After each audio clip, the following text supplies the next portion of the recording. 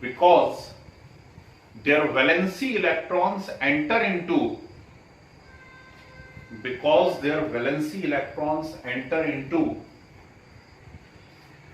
S subshell.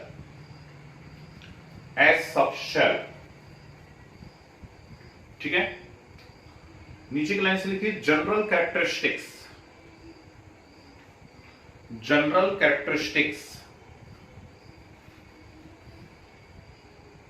First, general electronic configuration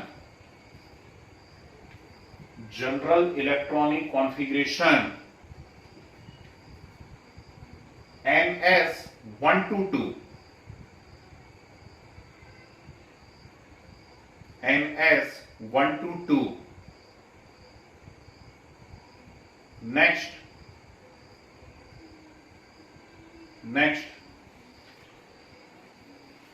their oxide are basic in nature. Their oxides are basic in nature and hydroxides are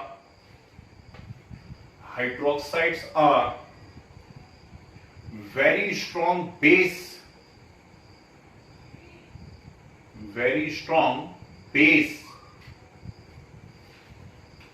small bracket में लिख लीजिए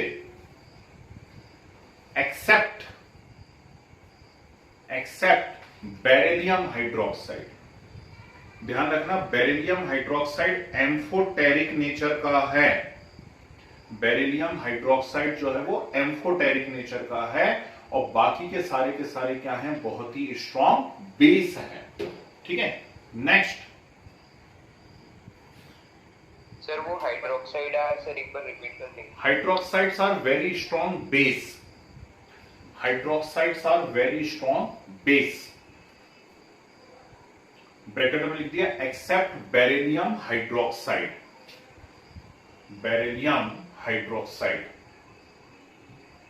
next लिखिए very low ionization energy.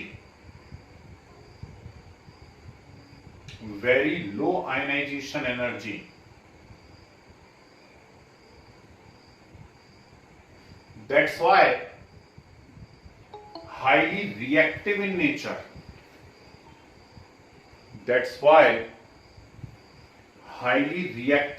nature.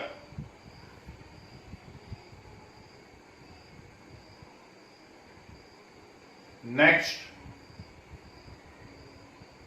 लिखें form ionic compound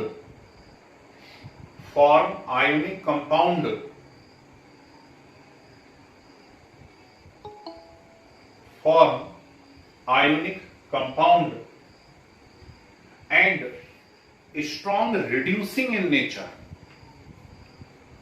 Form ionic compound and strong reducing in nature.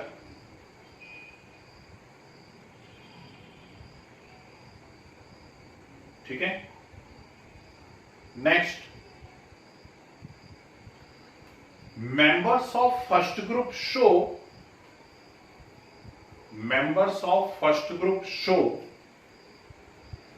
+1 oxidation state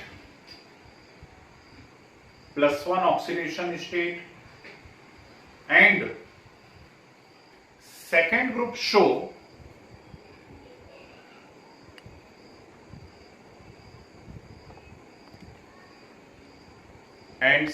group show +2 oxidation state.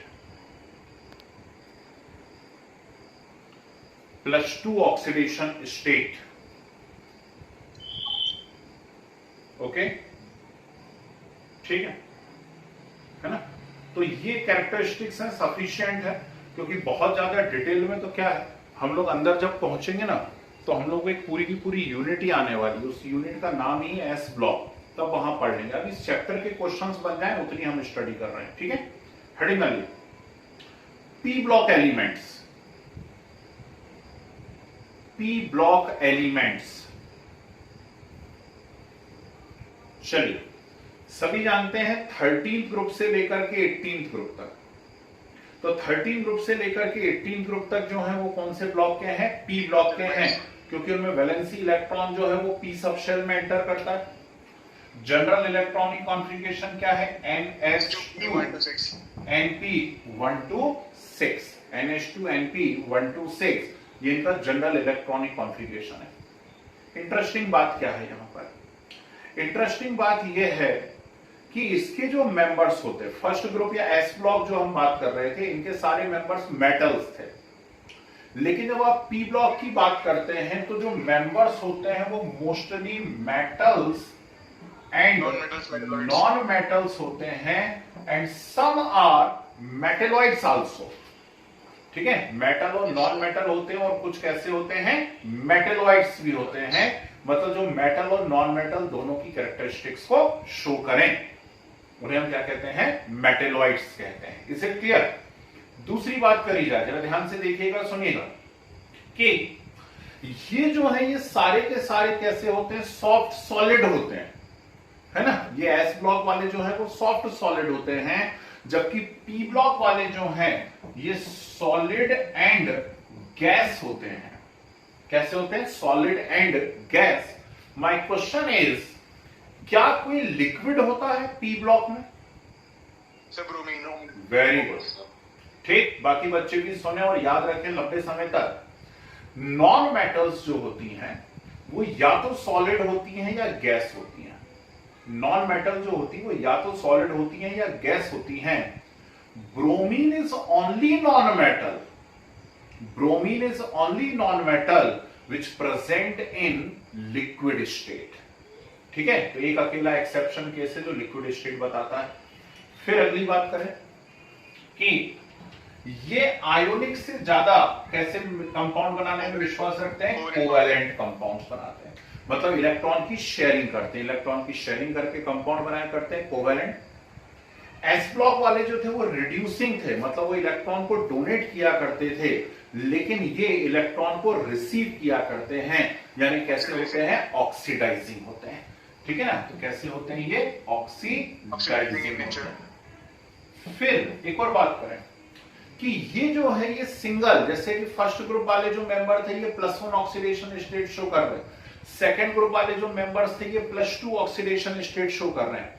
लेकिन जब आप P block पर पहुंचते हैं तो पी ब्लॉक के एलिमेंट्स डिफरेंट ऑक्सीडेशन स्टेट्स को शो कर सकते हैं, अलग अलग टाइप की ऑक्सीडेशन स्टेट्स को शो किया करते हैं।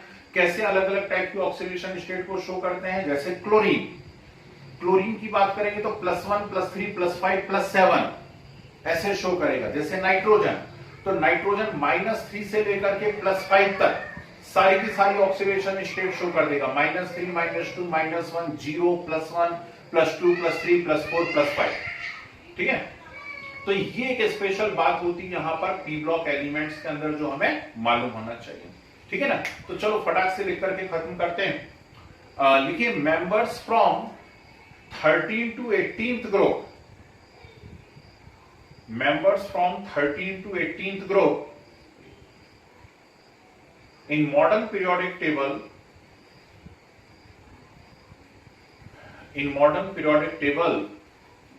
are called p block elements,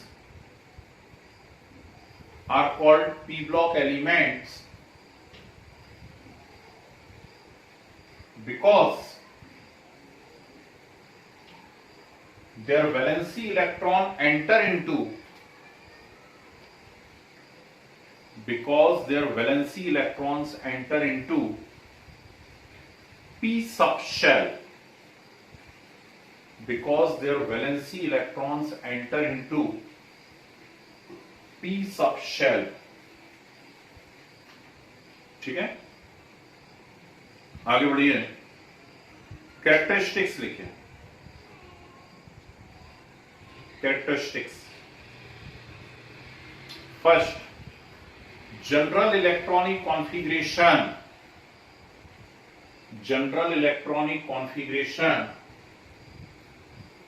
लिख दीजिए NH2 NP126,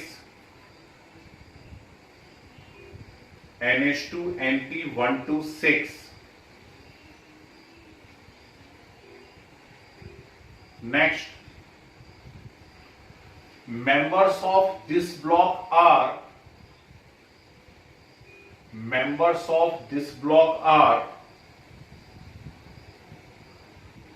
metals and non-metals.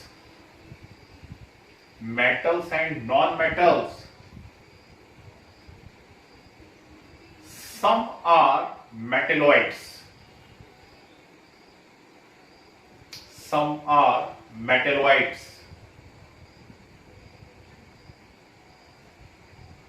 Next, present in solid and gaseous state.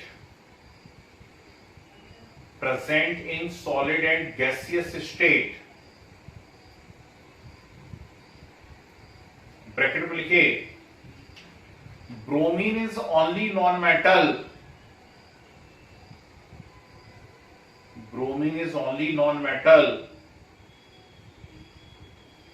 Which present in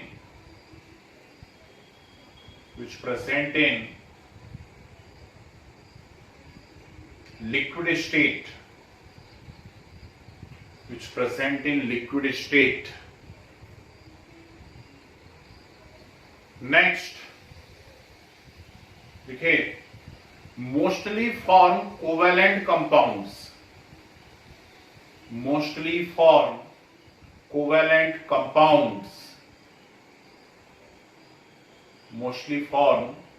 compounds. Next, oxidizing in nature.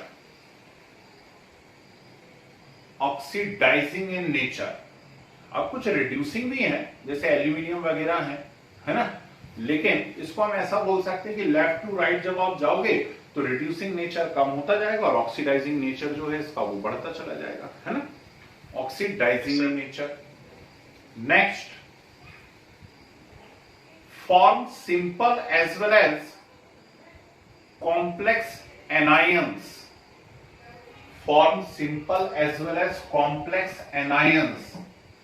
जैसे सल्फर S-2 भी बनाता है और SO4- भी बनाता है. S-2 भी बनाता है और SO4-. Form simple as well as complex anions. Okay, चलिए खत्म करो. हेडिंग डालो डी ब्लॉक, DF, और उसके बाद हमारी पीरियोडिक प्रॉपर्टीज चालू करते हैं. डी ब्लॉक, चलिए अब डी ब्लॉक के बारे में जब हम बात करते हैं, ध्यान से सुनिएगा, तो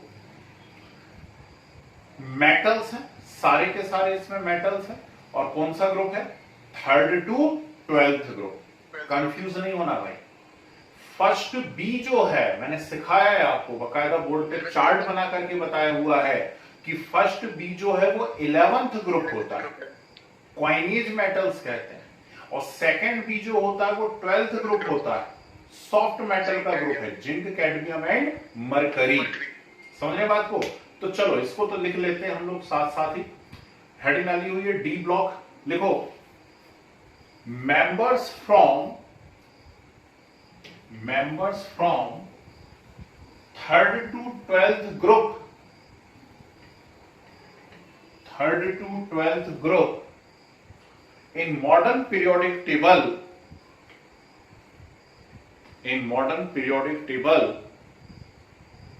are कौन से? D block elements are D block elements. Okay, ठीक. सीधे प्रॉपर्टीज लिखो या characteristics. First, general electronic configuration N-1D 1 to 10 NS 1 to 2.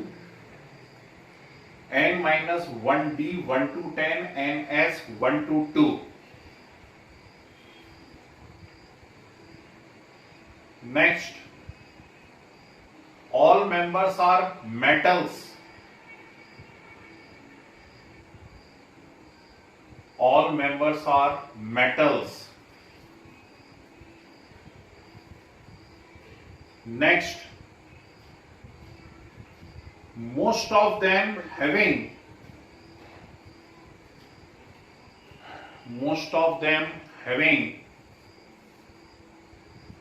high melting and boiling point.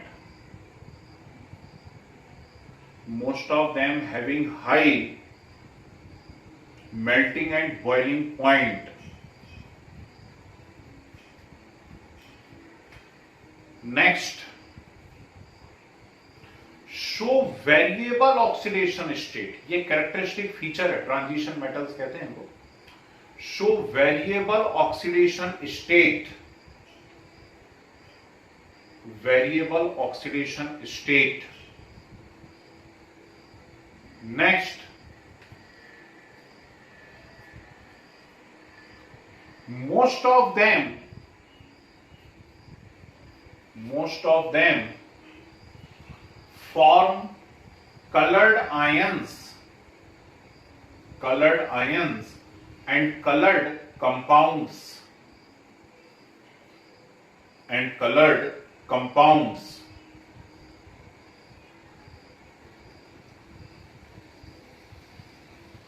Most of them form colored ions and colored compounds. Next, used as catalyst in many reactions. Used as catalyst in many reactions.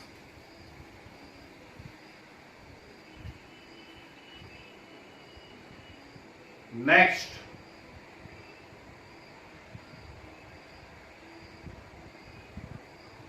देखिए,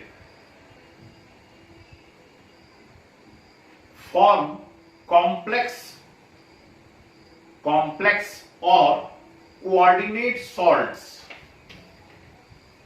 Form complex or coordinate salts.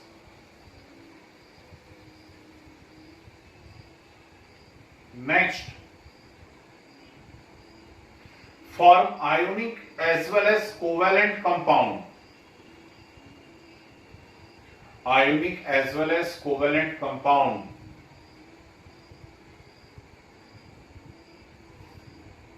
और एक और लिख लो, show different magnetic behaviour. अलग अलग type के magnetism हम लोग पढ़ेंगे. 5 टाइप में आपको बताऊंगा. Diamagnetic, paramagnetic, ferromagnetic, anti ferromagnetic and ferrimagnetic. ऐसे 5 टाइप के मैग्नेटिक बिहेवियर ये लोग शो किया करते हैं डी ब्लॉक के मेंबर्स. ठीक है जी भाई साहब, क्या बोल रहे हैं? Show different type of magnetic behaviour. तो different type of magnetic behaviour से मतलब है, वो मैं आपको पढ़ाऊंगा आगे जाकर के, अगली केमिकल बॉन्डिंग यूनिट के अंदर आएगी वो चीज, है ना. तो अलग अलग टाइप के मैग्नेटिक बिहेवियर आएंगे, डाईमैग्नेटिक, फेरोमैग्नेटिक. तो ये सब मैग्नेटिक बिहेवियर शो करते हैं अलग अलग. चलिए डाउट था जी, इसमें भी डाउट है. मैग्नेटिक बिहेवियर मतलब वो अट्रैक्टिंग वाली प्रॉपर्टी है ना सर? हाँ, मैग्नेट से अट्रैक्ट होना और मैग्नेट से रिपल होना दोनों ही मैग्नेटिक बिहेवियर कहलाते हैं, है ना. मैग्नेट से सिर्फ अट्रैक्ट होना मैग्नेटिक बिहेवियर नहीं है, मैग्नेट से रिपल होना भी मैग्नेटिक बिहेवियर है. ठीक है, चलिए हेडिंग वाली है F block. F block. Sir एक डाउट. जी बोलिए. सर ये कॉम्प्लेक्स और कोऑर्डिनेट सॉल्ट सर एक ही चीज है? कॉम्प्लेक्स सॉल्ट का ही दूसरा नाम कोऑर्डिनेट सॉल्ट होता है. एक्चुअली 12th क्लास के 12th नंबर की यूनिट होती है कोऑर्डिनेशन केमिस्ट्री, है ना. वहां पे मैं आपको ऐसे कंपाउंड पढ़ाऊंगा, जैसे ये कंपाउंड लिखेंगे हम K4FeCN6. ये तो इस टाइप के कंपाउंड्स बना करते हैं. इनको हम लोग कॉम्प्लेक्स कंपाउंड कहते हैं या कोऑर्डिनेट कंपाउंड्स कहते हैं, है ना. तो ये ट्रांजिशन मेटल की कैरेक्टरिस्टिक होती है कि कि ट्रांजिशन मेटल्स कैसे कंपाउंड बनाया करते हैं, कॉम्प्लेक्स या कोऑर्डिनेट कंपाउंड्स बनाया करते हैं। समझ रहे बात को? Yes sir. ठीक है ना? Yes. चलो एफ ब्लॉक, एफ ब्लॉक लिखे lanthanoids and actinoids, lengthenoids and actinoids are called F block elements. F block elements. Lanthanoids and actinoids are called F block elements. ठीक है? फिर आगे बढ़िए, सीधे प्रॉपर्टी लिखिए। फर्स्ट, जनरल इलेक्ट्रॉनिक कॉन्फ़िगरेशन, ये सामने लिखा हुआ है जनरल इलेक्ट्रॉनिक कॉन्फ़िगरेशन। अब तक तो याद हो जाना था यार, कितनी बार बता चुका हूं, वही का वही, है ना? n-2f1 to 14 n-1d 0 to 1, ध्यान रखना है, मैंने गलत नहीं लिख दिया, नहीं कोई बोले गलत तो नहीं लिख दिया कहीं। n-1d 0 to 1 है, और ओहो sorry NH2,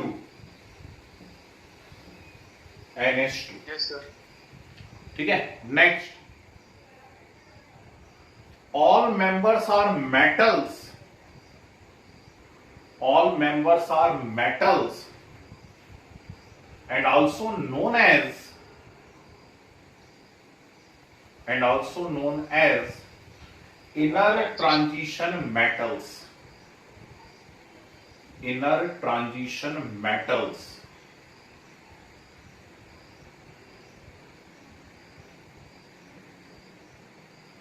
Next,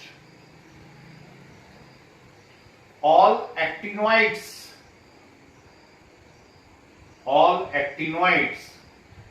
are radioactive in nature. All actinoids are radioactive in nature. ठीक है। फिर अब नेक्स्ट पॉइंट डाल के मत लिखो, एरो का साइन बना के लिख दो, other properties are similar to d block, other properties are similar to d block.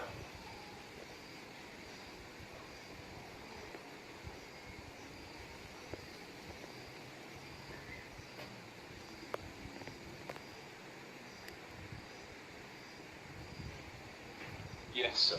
Other properties are similar to d block. Okay, चलिए जी बोलिए सर। कलर्ड आयन का कोई एग्जांपल दे सकते हैं क्या सर? लो, कितने चाहिए बोलो। KMnO4 का कलर मालूम है आपको? चलो छोड़ दो। K2Cr2O7 का कलर मालूम है आपको? चलो छोड़ दो। आप ये बताओ कि ब्लू विट्रियोल का फार्मूला क्या होता है? सर वो CuSO4। बस तो फिर ब्लू विट्रियोल कैसे कलर का होता है? सर ब्लू है ना, ब्लू विट्रियोल ये तो कंपाउंड हुआ। हाँ, वैसे तो कंपाउंड हुआ। अरे तो उसके अंदर Cu+2 है ना, तो Cu+2 ब्लू कलर होगा कि नहीं होगा? Yes sir. है। ग्रीन विट्रियोल का फार्मूला बोलो जल्दी से। FeSO4। फिर FeSO4.7H2। ग्रीन विट्रियोल का कलर कैसा होता है? ग्रीन होता है। ठीक, उसके अंदर कौन है? Fe+2 है कि नहीं है ना? Yes sir. कुछ कलरलेस भी होते हैं, जैसे आप व्हाइट विट्रियोल का फार्मूला बोलो, ZnSO4.7H2O। ठीक, तो व्हाइट विट्रियोल है ZnSO4.7H2O, तो उसमें Zn+2, Zn+2 कैसा है? कलरलेस, व्हाइट विट्रियोल बोलते हैं। चलिए, तो ये एक पोर्शन हम लोगों ने यहाँ पे खत्म करा। अब हम लोग यहाँ पर आगे की बात करते हैं, जरा बढ़िया तरीके से कुछ अच्छे कॉन्सेप्ट्स को डिस्कस करते हैं। सुनिए ध्यान से, हमें अब सीखना है पीरियोडिक प्रॉपर्टीज, और पीरियोडिक प्रॉपर्टीज के अंदर हमें क्या क्या बातें सीखना है? हमें सीखना है पहला effective nuclear charge. Effective nuclear charge के बाद सेकंड बात हम लोगों को यहां पर सीखनी है atomic and ionic radius. Atomic and ionic radius के बाद नेक्स्ट कॉन्सेप्ट हम लोग डिस्कस करेंगे आयोनाइजेशन एनर्जी, फिर इलेक्ट्रॉन एफिनिटी और इलेक्ट्रोनेगेटिविटी। ठीक है, चलिए एक एक बात को डिस्कस करते हैं।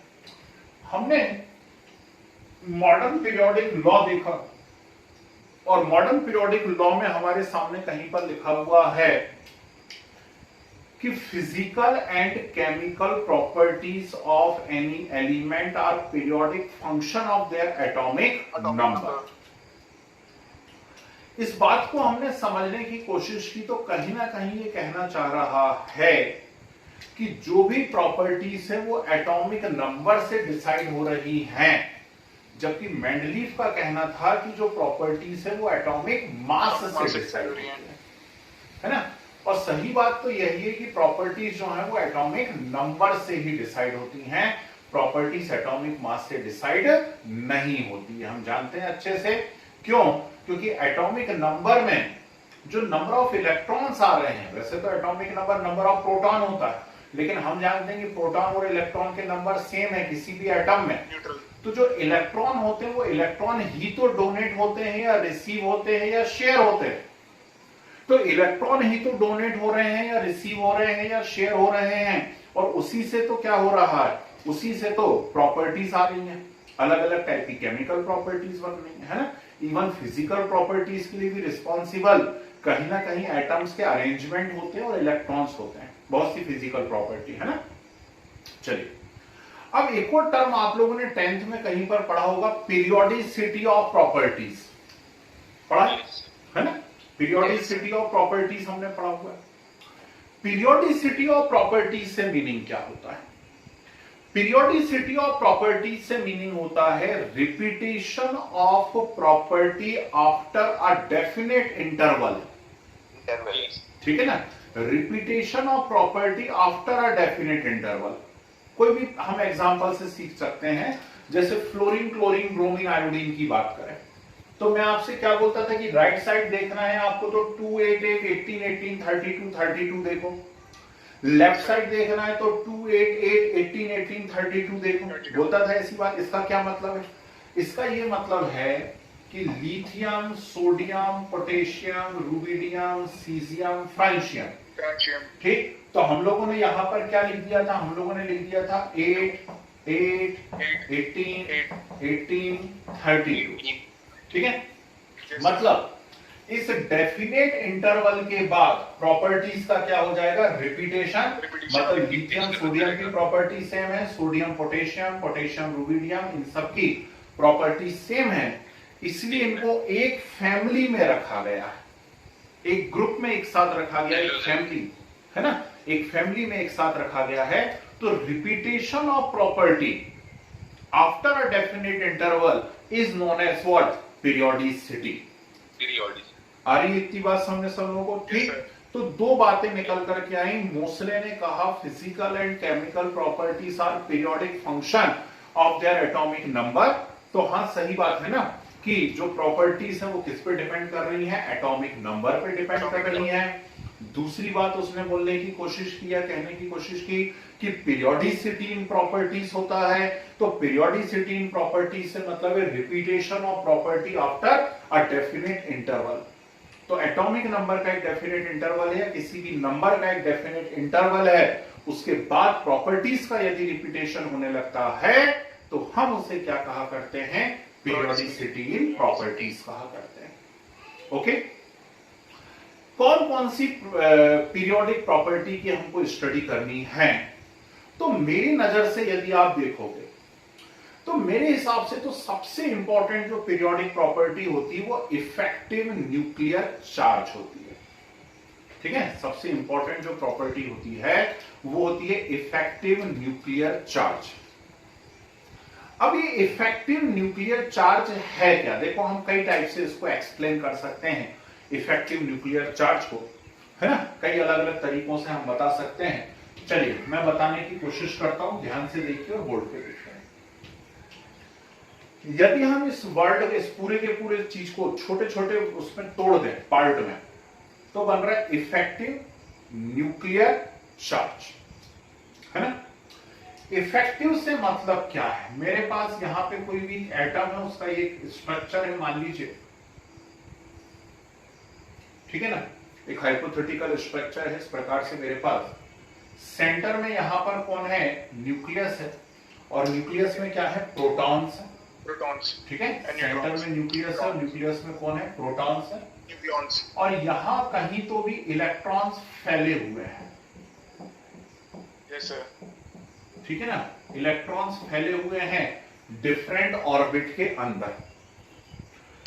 अब न्यूक्लियस इन इलेक्ट्रॉन्स के ऊपर जो अट्रैक्शन फोर्स लगा रहा है, ध्यान से सुनते जाइए, न्यूक्लियस इन इलेक्ट्रॉन्स के ऊपर जो अट्रैक्शन फोर्स लगा रहा है वो न्यूक्लियर फोर्स या न्यूक्लियर अट्रैक्शन कहलाएगा, है ना।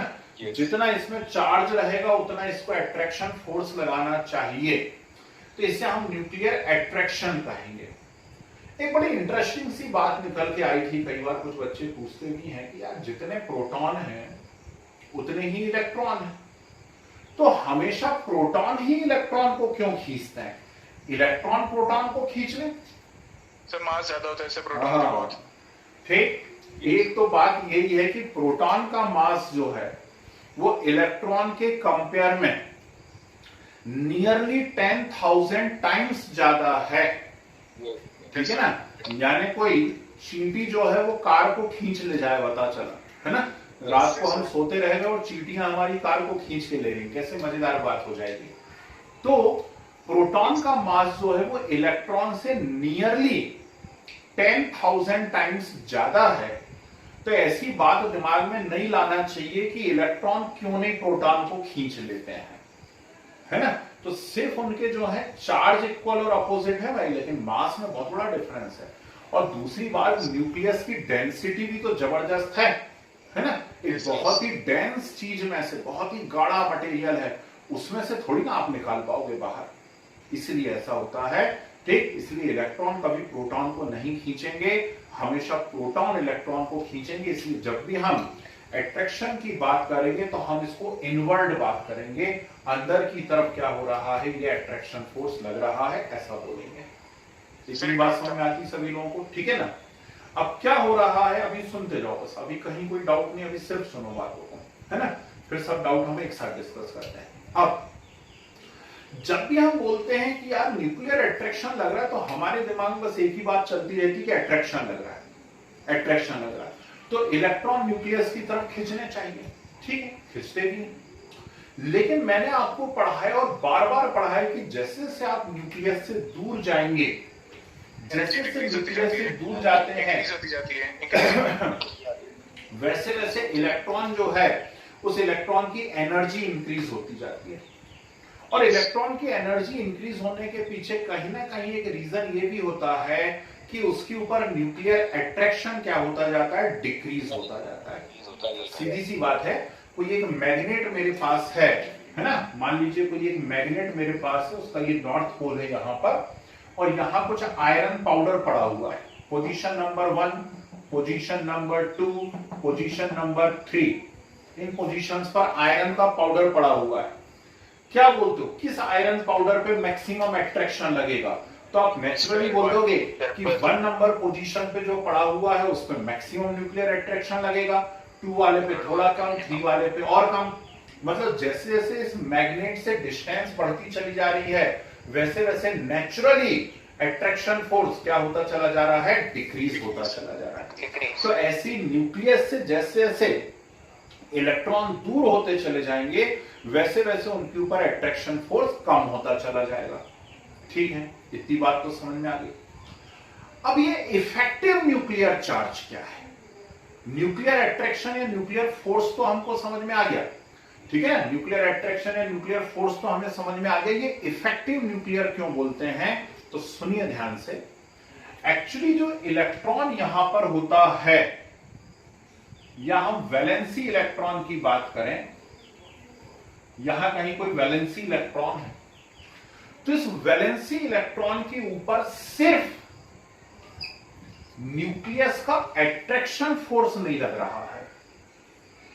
इस वैलेंसी इलेक्ट्रॉन पे सिर्फ न्यूक्लियस का अट्रैक्शन फोर्स नहीं लग रहा है, इन इलेक्ट्रॉन्स पर कुछ और फोर्स भी वर्क किया करते हैं, और वो फोर्स है रिपल्शन फोर्स।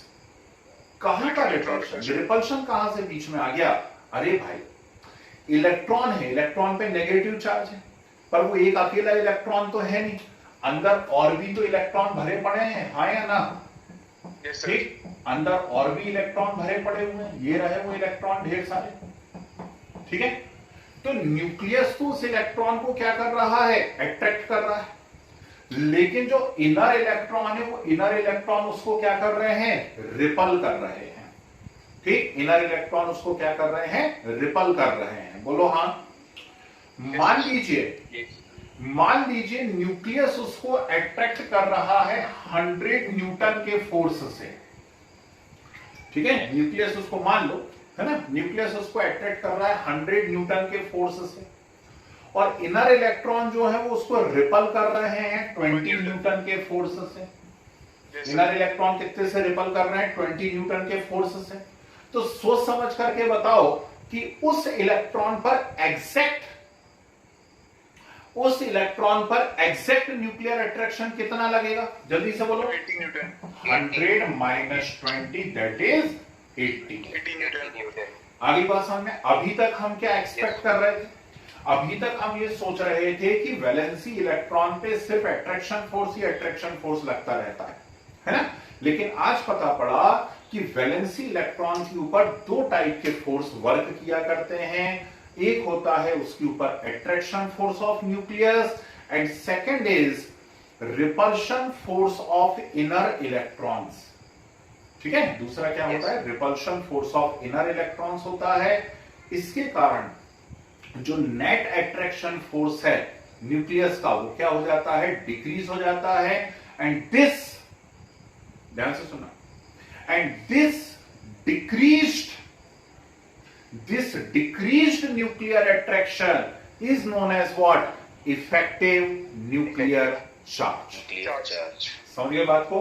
तो ये जो डिक्रीज्ड न्यूक्लियर अट्रैक्शन लगा है इसे क्या कहा जाता है, इफेक्टिव न्यूक्लियर चार्ज कहा जाता है। कुछ गुस्सा दिमाग का? अब वैसे इसके कैलकुलेशंस जो हैं, हाँ जी कोई कुछ बोल रहा है क्या? नहीं, ठीक। अब इसकी जो कैलकुलेशंस है मैं आपको बता दूं, अब हमारे सिलेबस में रही नहीं है, लेकिन फिर भी आप कुछ पुरानी बुक्स देखते हैं या पुराने क्वेश्चंस करते हैं तो कहीं कहीं पे आपको इसकी कैलकुलेशन मिल जाया करती है। ठीक, उसमें इफेक्टिव न्यूक्लियर चार्ज निकालने का बोल देते हैं हमसे कि चलो यार इफेक्टिव न्यूक्लियर चार्ज निकाल करके बताओ, है ना। तो ऐसे केस में हम लोग क्या करेंगे, ध्यान से सुनिएगा। तो ऐसे केस में हम लोग यहां पर स्लैटर रूल लगाएंगे। क्या लगाएंगे हम, Slater rule, SLATER, Slater rule. अब ये स्लैटर रूल क्या होता है, ठीक, तो सुनिए ध्यान से। मोस्ट ऑफ द बुक्स में आप देखेंगे ये कैलकुलेशन नहीं मिलेंगी आपको। पहले हर बुक के अंदर ये कैलकुलेशन दिया रहता था, है ना, तो वो पुराने क्वेश्चंस में कहीं कहीं रह गया है, फिर भी मैं आपको बता देता हूं स्लैटर रूल क्या है। स्लैटर रूल है Z effective is equal to Z minus sigma. ठीक है, क्या है Slater rule, Z effective is equal to Z minus sigma. ठीक, Z इफेक्टिव क्या है यहां पर, Z इफेक्टिव है इफेक्टिव न्यूक्लियर चार्ज।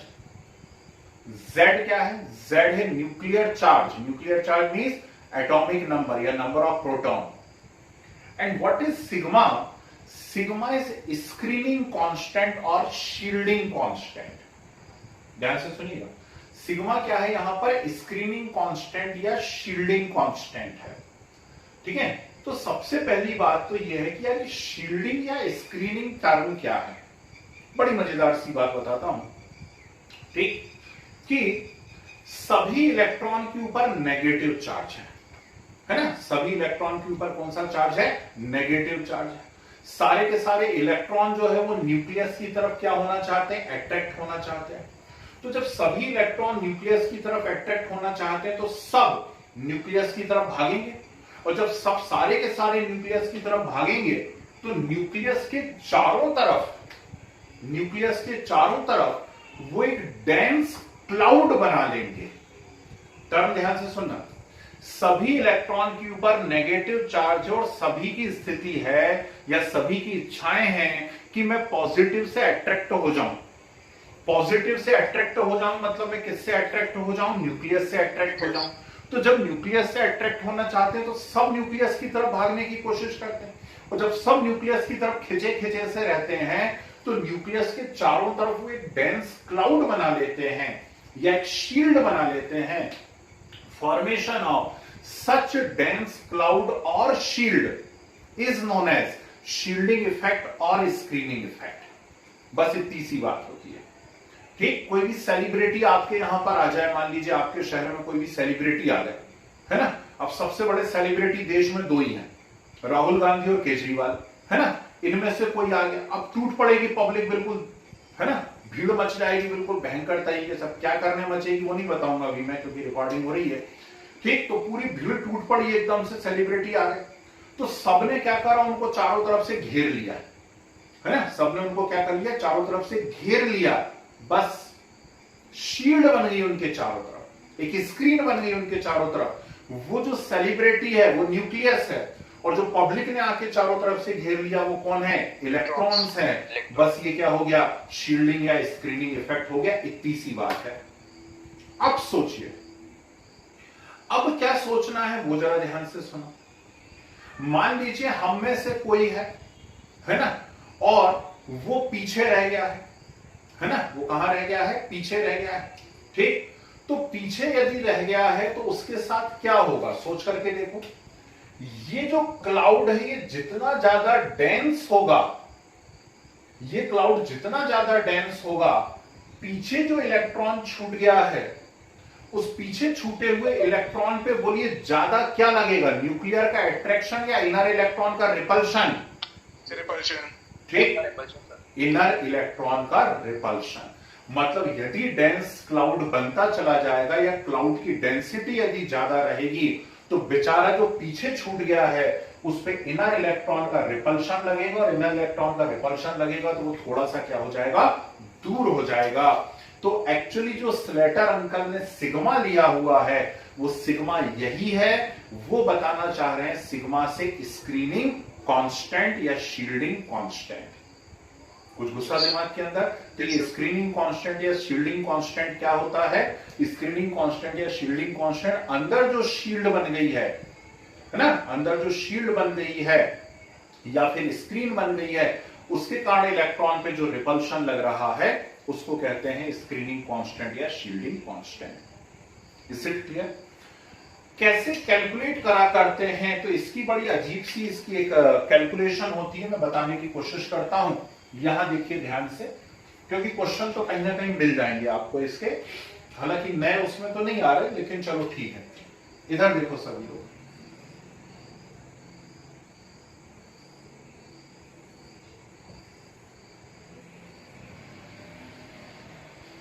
ये कोई भी एक एटम है हमारे पास, हाइपोथेटिकल स्ट्रक्चर है उसका। आउटर मोस्ट शेल को हम एन शेल कहेंगे। आउटर मोस्ट शेल को आप क्या कहेंगे, एन शेल, है ना, बाहर से अंदर आना। तो आउटर मोस्ट को आपने कहा एन, उससे अंदर आए n-1, उससे अंदर आए n-2, और उससे अंदर आए n-3, n-4 and so on. वो आउटर मोस्ट कोई सी भी हो सकती है, वो पहले नंबर की हो सकती है, दूसरी हो सकती है, कोई सी भी हो सकती है। हमेशा आउटर मोस्ट को आप क्या कहेंगे, एन कहेंगे। इतनी बात समझ में आ रही है? ठीक, अब यदि आप ध्यान से सुनेगा, यदि आप सिर्फ S and for S and P, यदि आप सिर्फ एस एंड पी की बात करते हैं तो एन शेल के लिए स्क्रीनिंग कांस्टेंट की वैल्यू आपको लिखना है 0.35। कितनी रखना है, 0.35, ठीक है ना। ओके, n-1 के लिए आपको स्क्रीनिंग कांस्टेंट की वैल्यू रखना है 0.85, वो 0.85 0.35 है ना, 0.35 0.85। और n-2 n-3 n-4 जितने भी अंदर आते चले जा रहे हैं इन सबके लिए आपको वैल्यू रखनी है 1। ये सब स्लेटर ने इंट्रोड्यूस करा भैया, इसमें मेरा कहीं कोई योगदान नहीं है। मेरा योगदान है बस इसको आपको बताने में, 2-3 एग्जांपल का मैं कैलकुलेशन करके बता दूंगा आपको, ठीक है। तो ऐसा होता है। मतलब आउटर मोस्ट शेल में जो इलेक्ट्रॉन है उसके लिए स्क्रीनिंग कांस्टेंट की वैल्यू कितनी रख दोगे आप? 0.35 है ना। n-1 के लिए 0.85, इसके लिए ऐसा। पर यदि मान लो S और P के अलावा D या F भी इन्वॉल्व होने लगे, कौन इन्वॉल्व होने लगे? D या F भी इन्वॉल्व होने लगे, उसके लिए हम अलग से यहां डायग्राम बना लेते हैं। मान लो सर डी और एफ सबशेल की बात कर रहे हैं या फिर सर वो ब्लॉक? हाँ, डी एफ ब्लॉक आएंगे तभी तो उसमें इलेक्ट्रॉन आएंगे ना, ठीक है। Yes sir. तो डी और एफ भी यदि इन्वॉल्व होने लगे हैं, मान लीजिए एस और पी के साथ साथ, फिर वही बात आएगी यहां पर एन, फिर n-1, फिर n-2, n-3, n-4 and so on. ठीक, तो यदि डी और एफ आ रहे हैं, लिख देता हूं, for D and F, D and F के लिए n इक्वल टू कितना होता है? 0.35। n इक्वल टू कितना होता है? 0.35। ठीक, और अंदर सबके लिए n-1, n-2, n-3, n-4 ये सब 1 होता है। मतलब यहां पे 0.85 नहीं आता, बस इतनी सी बात है। क्या नहीं आता है? 0.85 नहीं आता है। इतनी बात समझ आ गई? अगली बात सुनिए, यहां पे जो आपने आफवा प्रिंसिपल से कॉन्फ़िगरेशन सीखा था, उस कॉन्फ़िगरेशन में आपको छोटी छोटी सी ग्रुपिंग करनी रहती है। कैसी ग्रुपिंग? आप कॉन्फ़िगरेशन क्या बनाते हैं किसी भी एटम का? 1s 2s 2p 3s 3p 3d 4s 4p 4d 4f and so on. ठीक है। अब जब आप इसमें स्क्रीनिंग कांस्टेंट की कैलकुलेशन करेंगे तो इस कॉन्फ़िगरेशन में आपको ग्रुपिंग करनी पड़ती है। कैसी ग्रुपिंग? 1s एक अलग एक्सिस्टेंस रखता है, 2s 2p का एक अलग एक्सिस्टेंस है, 3s 3p का अलग है, 3d उसमें इन्वॉल्व नहीं होता है ना। 3s 3p का अलग होता है, 4s 4p का अलग है, 4d 4f वहां पर इन्वॉल्व नहीं होते हैं। ये है ना, ये कुछ छोटी छोटी सी बातें जो आपको ध्यान रखनी चाहिए। अब 2-3 एग्जांपल्स मैं आपको करके बताता हूं, चलिए, कि कैलकुलेशन एक्चुअली होती कैसे है। सुनिए ध्यान से। किसी छोटे एग्जांपल से चालू करें तो चलो हम बोरॉन से चालू कर देते हैं। फर्स्ट एग्जांपल है बोरॉन। बोरॉन का एटॉमिक नंबर कितना है? 5। अब 5 एटॉमिक नंबर है तो 5 एटॉमिक नंबर के लिए इलेक्ट्रॉनिक कॉन्फ़िगरेशन क्या होगा? इसका इलेक्ट्रॉनिक कॉन्फ़िगरेशन है 1s2 2s2 2p1 है, 1s2 2s2 2p1 है। मुझसे कहा कैलकुलेट, क्वेश्चन सुनना ध्यान से, calculate effective nuclear charge for boron. ठीक है, क्वेश्चन क्या है? Calculate effective nuclear charge for boron. Calculator निकाल के रखना जरा सब लोग, है ना। अब बोरॉन के लिए इफेक्टिव न्यूक्लियर चार्ज हमें लिखना है, ध्यान से देखिएगा। तो सबसे पहले हम इस वैलेंसी इलेक्ट्रॉन के लिए मेजर करें। किसके लिए मेजर करना है? स्क्रीनिंग कांस्टेंट हमें इसके लिए मेजर करना है। क्या मेजर करना है? इसका स्क्रीनिंग कांस्टेंट। इसका स्क्रीनिंग कांस्टेंट मेजर करना है। तो ये जो है 2s जल्दी बोलिए, ये क्या कहलाएगी? n कहलाएगी या n-1 कहलाएगी? सोच समझ के बोलिए। n कहलाएगी। Very good. ठीक, 2s क्योंकि 2p के साथ ग्रुपिंग में है, देखो ना, 2s किसके साथ ग्रुपिंग में है? 2p के साथ ग्रुपिंग में है, तो ये n कहलाएगी। क्या कहलाएगी? ये n कहलाएगी n। और n के लिए वैल्यू कितनी होती है? जल्दी ढूंढ के बताओ। 0.35 होती है, 0.35। इसमें इलेक्ट्रॉन टोटल कितने हैं? 2 है, 2 इलेक्ट्रॉन। तो आपको क्या करना पड़ेगा? 2 × 0.35। कुछ घुसा दिमाग के अंदर? नहीं घुसा। ठीक, दूसरा देखिए, अब बाहर से अंदर आते हैं, हमेशा बाहर से अंदर आते हैं स्क्रीनिंग कांस्टेंट निकालते हुए। ठीक है ना। अब इसके बाद कौन आ गया आपके सामने? 1s आ गया। 1s को क्या कहोगे? तो यदि आपने 2s को n कहा है तो नेचुरल सी बात है, यदि 2s को आपने n कहा है तो 1s को आप क्या कहोगे? जल्दी से बोल दो। 1s को आप कहोगे n-1 कहोगे, n-1। ठीक, तो 1s है n-1 और n-1 के लिए वैल्यू कितनी लिखी हुई है? 0.85। कितने इलेक्ट्रॉन है इसके अंदर? 2। तो आप क्या करोगे? 2 × 0.85। आगे बात समझ में। तो टोटल स्क्रीनिंग कांस्टेंट यदि आपको कैलकुलेट करना है तो 2 इंटू 0.85 प्लस 2 इंटू 0.35 करना कैलकुलेट, जरा कितना आ रहा है बोल के बताओ। 2 इंटू 0.85 प्लस 2 इंटू 0.35 कितना आया? 1.7 प्लस 0.7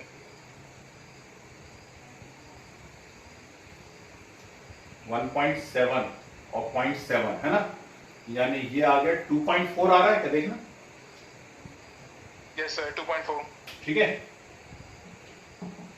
कितना आ गया 2.4। ये किसकी वैल्यू आ गई? सिग्मा। निकालना क्या है मुझे? Z effective.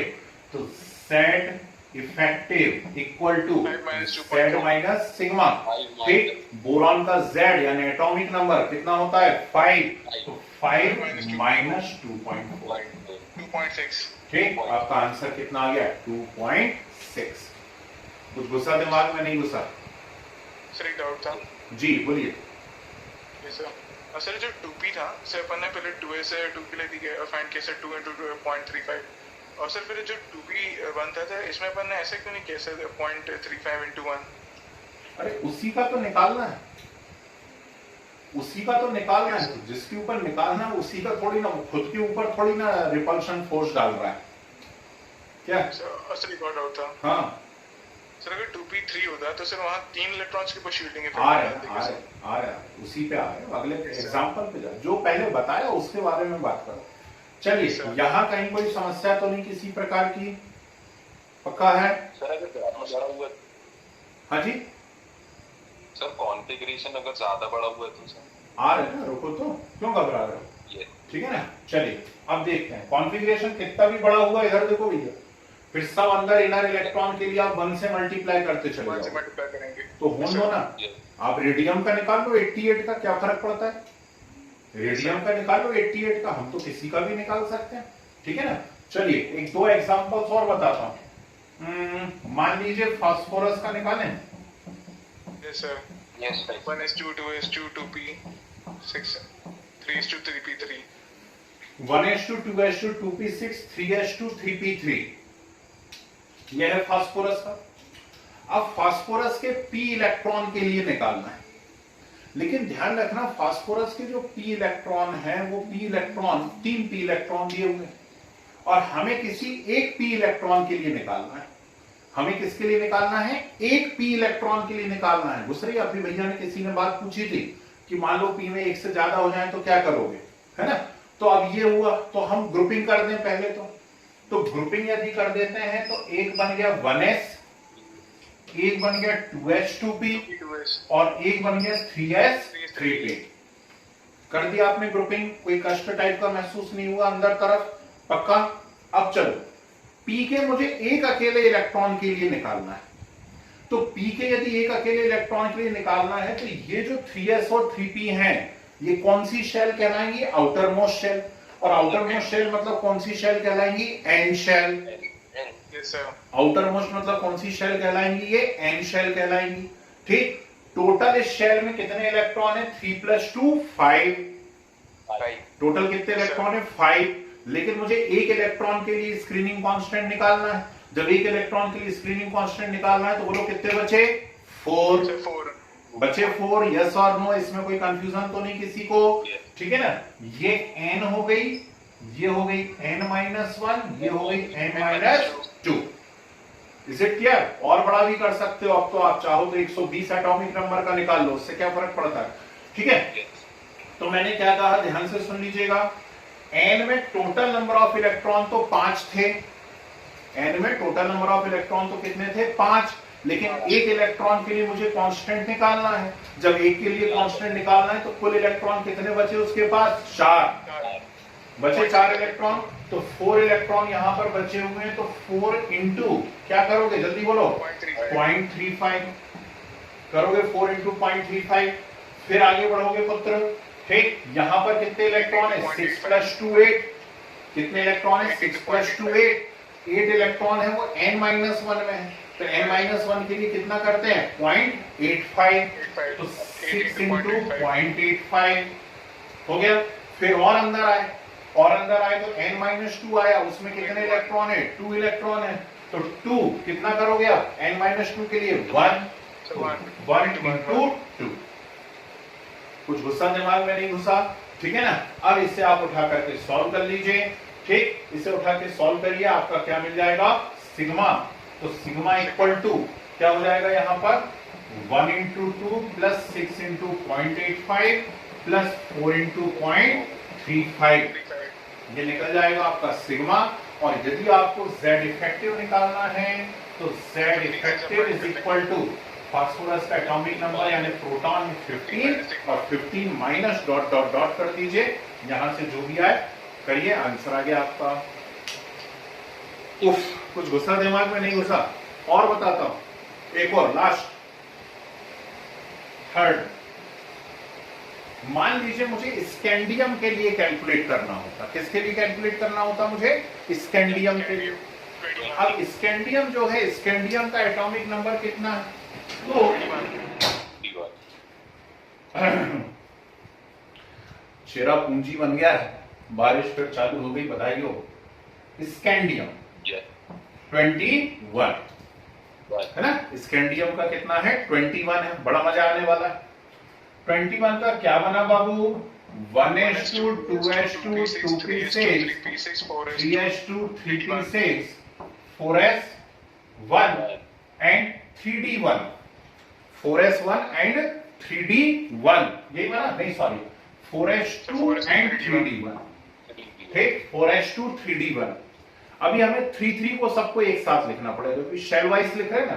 तो हम क्या करेंगे, इसको ऐसा लिख देंगे 1s2 2s2 2p6 3s2 3p6 3d1 4s2 हो गया। चलिए, किसके लिए कैलकुलेट करें? हम किसी के लिए भी कर सकते हैं, 4s के लिए भी कर सकते हैं, 3d के लिए भी कर सकते हैं। अब चूंकि ये sp वालों की हम कैलकुलेशन कर चुके हैं, हम d की ये कैलकुलेशन कर लेते हैं ना। तो मुझे d के एक अकेले इलेक्ट्रॉन की क्या करना है? स्क्रीनिंग कांस्टेंट कैलकुलेट करना है। d के एक अकेले इलेक्ट्रॉन के लिए स्क्रीनिंग कांस्टेंट कैलकुलेट करना। मजे की बात देखो, what is the role of 4s है? स्क्रीनिंग कांस्टेंट किनके लिए कैलकुलेट हो रहा है? स्क्रीनिंग कांस्टेंट उन इलेक्ट्रॉन्स के लिए कैलकुलेट हो रहा है जो अंदर तरफ रहते हैं और बाहर वाले इलेक्ट्रॉन को क्या करते हैं? रिपल करते हैं, न्यूक्लियस से दूर भगाते हैं, उन्हीं के लिए कैलकुलेट हो रहा है। 4s बताओ, वो 3d के अंदर तरफ है या बाहर तरफ है? बाहर तरफ है। ठीक, तो क्या वो इलेक्ट्रॉन पे रिपल्शन करेगा क्या? और ऐसा पैर से दबा के अंदर कर देगा उसको कि तू उधर घुस, न्यूक्लियस तरफ है ना। तो उसका कोई रोल नहीं है। ठीक, 4s का जब हम 3d के लिए कैलकुलेट कर रहे हैं तो बाहर वालों का कोई रोल नहीं है, तो उसे हटा दो। ठीक है, उसका कोई रोल नहीं ना, बाहर वाला थोड़ी ना उसको रिपल्शन कर रहा है, रिपल्शन तो अंदर वाले इलेक्ट्रॉन कर रहे हैं। ठीक, तो 4s गया काम से, उसका कोई रोल नहीं है। अब जो अंदर अंदर बचे उनके लिए कैलकुलेशन करना है। अब यहां पे ये वाली ट्रिक लगेगी, ध्यान रखना, क्योंकि कौन आ चुका है? डी आ चुका है। कौन आ चुका है? डी। अब पहले ग्रुपिंग कर लो। कैसे ग्रुपिंग कर लें? इसका तो कैलकुलेट करना है हमें। अब इसका यदि हमें कैलकुलेट करना है तो एक ग्रुप बना ये वाला, ठीक, इसको क्या कहोगे आप? एन। एक ग्रुप बना ये वाला, ये है n-1। फिर एक ग्रुप बना ये वाला, ये है n-2। कुछ दूसरा दिमाग में समझ में आ रही बात? अब d में जा रहे हैं तो बोलो n की वैल्यू कितनी रखनी है?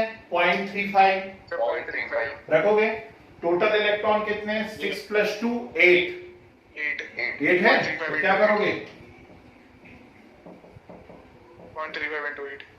8 into 0.35 क्या करोगे? 8 into 0.35।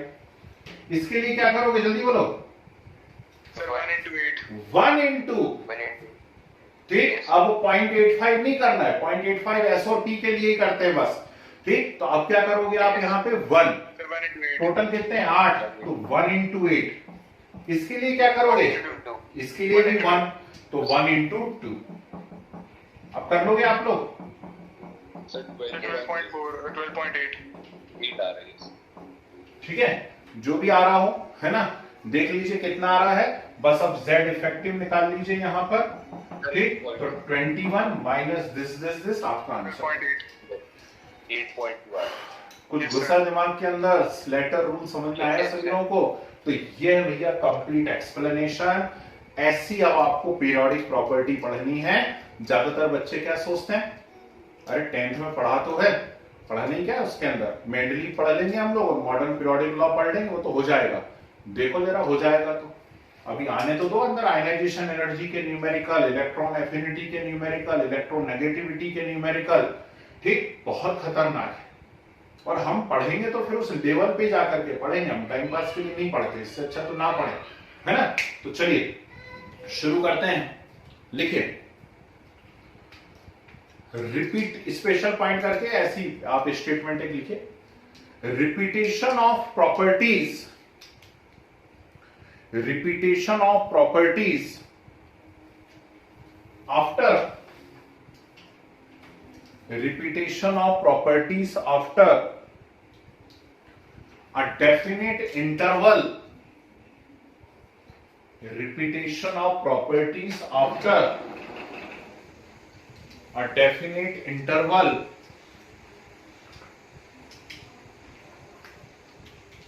of atomic number, of atomic number is known as periodicity of properties, is known as periodicity of properties। ठीक है, फिर आगे बढ़िए, एरो का साइन बना के लिखिए, according to modern periodic law, according to modern periodic law, the different properties of element, the different properties of element depends on its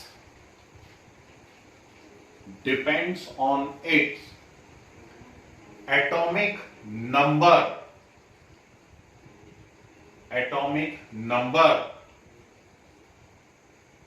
और इलेक्ट्रॉनिक कॉन्फ़िगरेशन। इसलिए तो एक जैसे इलेक्ट्रॉनिक कॉन्फ़िगरेशन वाले एक ग्रुप में रखे गए हैं, और इलेक्ट्रॉनिक कॉन्फ़िगरेशन, ठीक है। फिर नीचे एरो का साइन लगा के लिखिए, the different periodic properties are, the different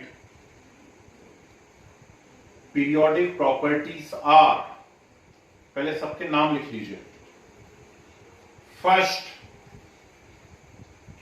effective nuclear charge, second, atomic radius,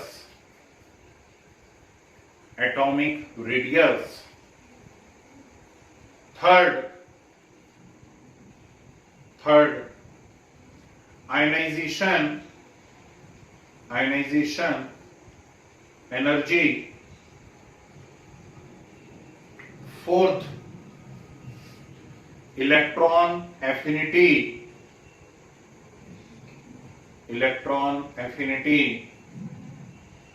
and fifth electronegativity. ये वो है जो हमें डिस्कस करना है, बस चैप्टर हम खत्म कर देंगे, इस पे जाकर के इलेक्ट्रोनेगेटिविटी का है। चलिए अब अभी इफेक्टिव न्यूक्लियर चार्ज हेडिंग नहीं डालना, पहले साइड हेडिंग डालिए, स्क्रीनिंग और shielding effect. First side heading डालिए, स्क्रीनिंग और शील्डिंग इफेक्ट।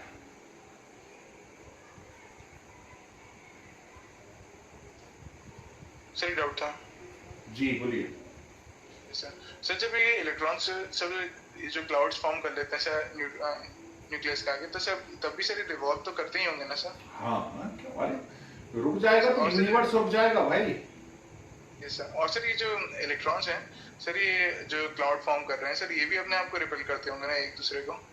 अरे वो तो सब रिपल कर ही रहा है, लेकिन ये सब हाइपोथेसिस हैं, समझो बात को। यस ठीक है ना, ये सब हाइपोथेसिस दी गई है, वो अपनी शेल को छोड़ करके अंदर थोड़ी ना आ रहा है ना। Yes, sir. बस वो अपनी शेल में थोड़ा सा अंदर खिंचा हुआ महसूस कर रहा है, ऐसा हो रहा है। Yes, sir. है ना, वो अपनी शेल को छोड़ के अंदर थोड़ी ना घुस जाता है, ठीक, बस उसमें खिंचाव महसूस करने लगता है, ऐसे खींचने लगते हैं, तो सबका झुकाव न्यूक्लियस तरफ हो जाता है, ऐसी हाइपोथेसिस है वो। ठीक है, चलिए लिखिए स्क्रीनिंग और शील्डिंग इफेक्ट में लिखिए, in multi electron atoms, in multi-electron atoms, since all the electrons tends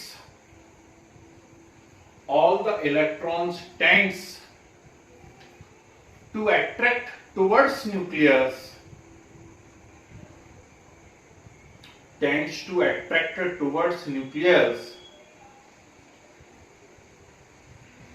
that's why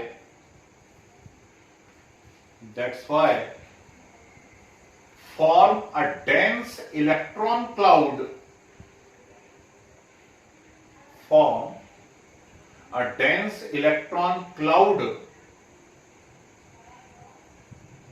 or shield of electrons around the nucleus,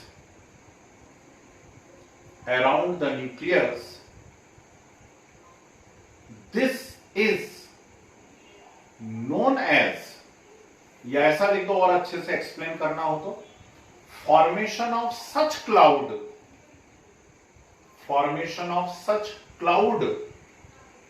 is known as screening effect. Sir एक बार रिपीट कर देंगे please starting से? In multi-electron atoms, since all the electrons tends to attract towards nucleus, that's why form a dense electron cloud or shield around the nucleus,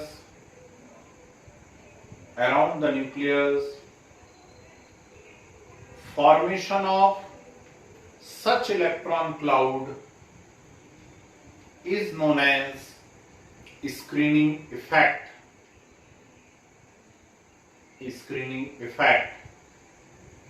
okay, arrow का sign बना करके लिखे,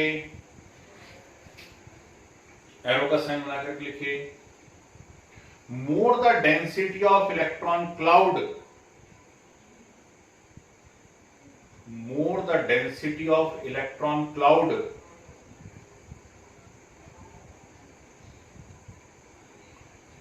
the screening effect,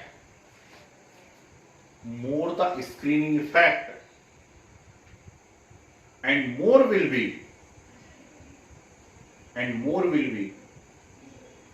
repulsion on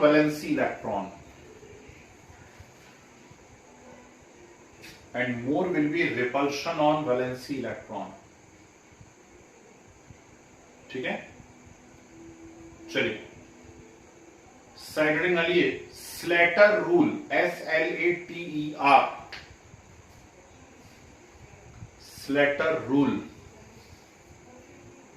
please spelling repeat कर देंगे? SLATER, Slater rule.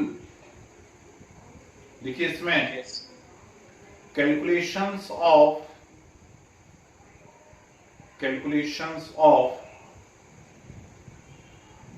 effective nuclear charge,